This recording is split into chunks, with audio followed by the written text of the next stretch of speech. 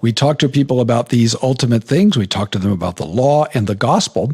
And preachers preach the law and the gospel because these are the things that God has ordained to use to bring his elect to new life and true faith. I came to new life and true faith through the witness of an evangelical layman who talked to me to some degree about my sin, but he talked to me very plainly about Christ. He did talk to me about sin and judgment. I remember particularly reading the Sermon on the Mount. I asked my dad, well, where should I start reading the Bible? And he said, well, start with the Gospel of Matthew. And I said, well, where is that?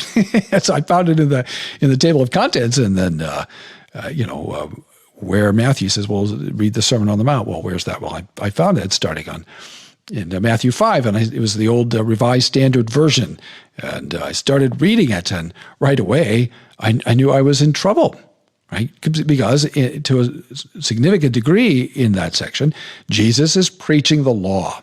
And he's doing so, again, in this sort of relentless fashion, because this is what the covenant of works demands. It demands perfect, perpetual, personal righteousness. And I did not have that, right? If you looked at a woman with the intention of lusting, you've already committed adultery. Well, check that box. If you've said to someone, you fool, you're in danger of hellfire because you've murdered that person in your heart. Well, check that box. And it sort of went downhill from there. Well, Paul's doing the same thing here.